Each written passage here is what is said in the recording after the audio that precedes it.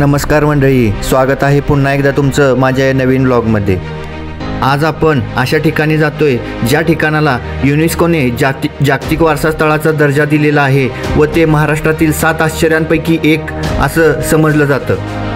हे ठिकाण हिंदवी स्वराज्य संस्थापक छत्रपती शिवाजी महाराजांच्या पदस्पर्शाने पावन झालेल्या राजधानी सातारा या जिल्ह्यामध्ये आहे।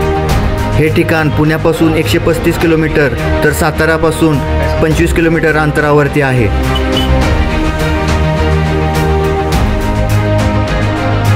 या ठिकाणाहून आपल्याला सातारा सिटीचं खूप सुंदर दृश्य पाहायला भेटतं। कास पठाराकडे जाताना आपल्याला रस्त्याच्या दोन्ही बाजूला खूप सुंदर दृश्य पाहायला भेटतात। कास पठाराकडे जाताना रस्त्याच्या डाव्या बाजूला आपल्याला उरमोडीचा डॅम दिसतोय। या ठिकाणी आपल्याला खूप सुंदर असं दृश्य पाहायला भेटतंय।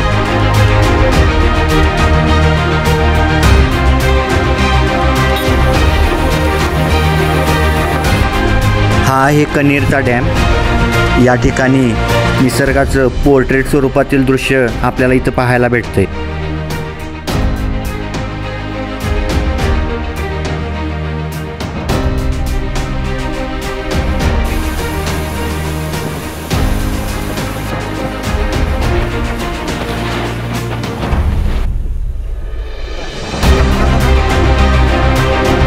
या ठिकाणाहून डावीकडे गेल्यानंतर आपण कासच्या मुख्य पार्किंग एरियापर्यंत पोहोचतो। येथे 2 व्हीलर आणि 4 व्हीलरसाठी फ्री पार्किंगची सोय आहे।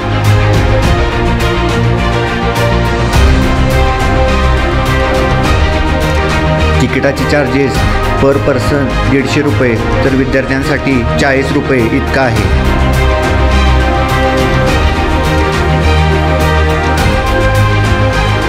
अशा वाहनाने 3 किलोमीटर प्रवास करत आपण कासच्या मुख्य पठारावरती जाऊन पोहोचतो।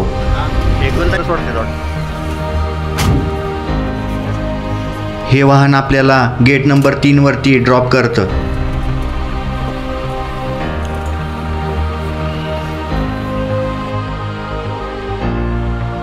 गेट जवळ आपल्याला कास पठार परिसराचा मॅप दिसतोय।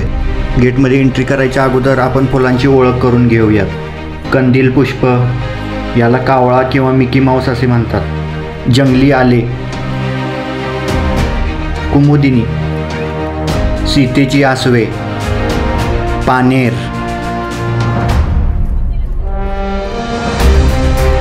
आमरी, चवर,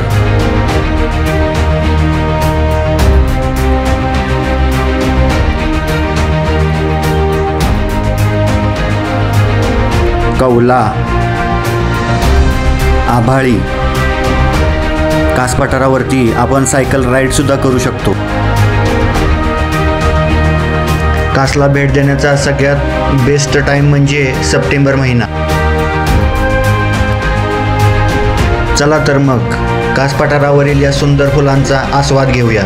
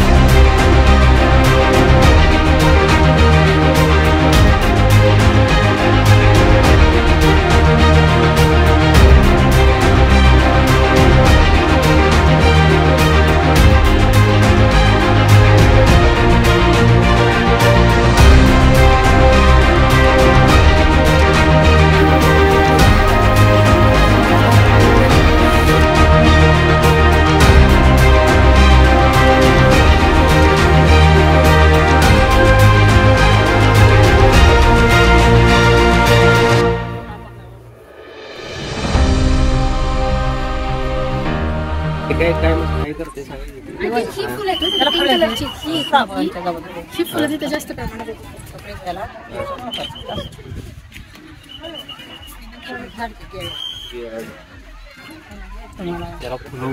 अरे तिकडे आता मग गेलो एवढं वाटेल तिला जावा होय काय झाडांना फळी असल्या या झाडाचं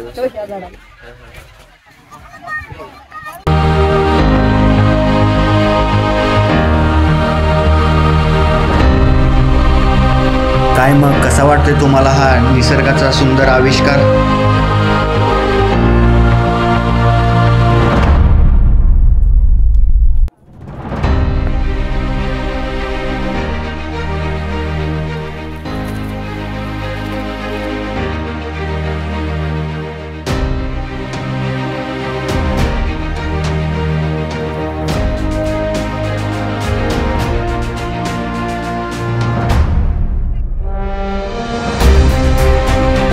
तिकडच्या ह्याला जायचं काय?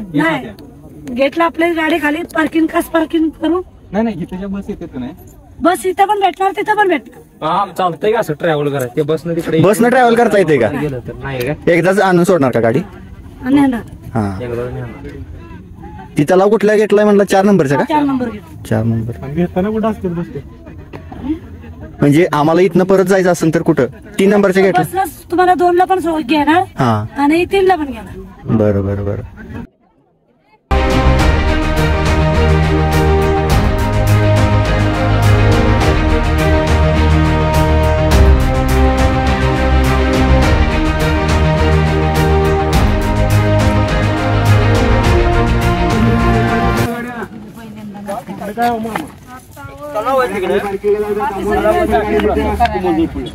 सकाळी 7-1 वाजेपर्यंत असतात. आता गेट बंद होतात. आणि जो कास्ताला बोलतो आपण इकडे डॅम आहे तो कोणता आहे? डॅम आहे तो इकडे कोणता आहे? डॅम डॅम आहे ना वेल्डा, म्हणजे महाबळेश्वर नदी आले का वेल्डा ती कन्या धरणाजवळ तिचा डॅम बनलेला आहे. आणि ती कसं 1 नंबर गेला का नाही त्याचा पळली ते उरमडी डॅमचा असतं. आणि हा कास्ताला हा इकडे ह्या साठी कन्या कारण टापवरती 4 बाजूला पाणी पाणी आणि वर टोप आम्ही चालू करतो माहिती का की लोकांना सकाळ 7 वाजता लोक येतात, रनिंग होती, वॉकिंग पोहोचतात, धाव पण मिळते.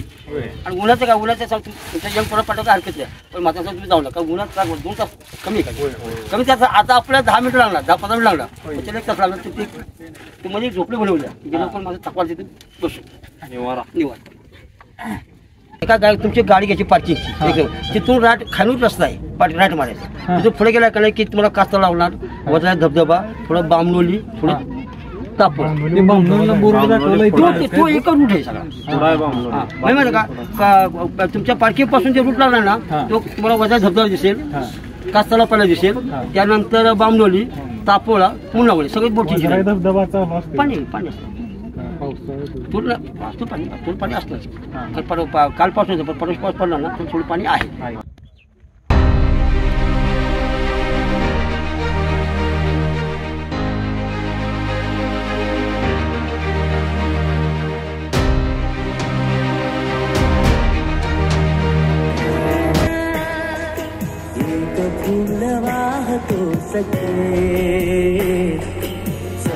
तुला पाहतो सखे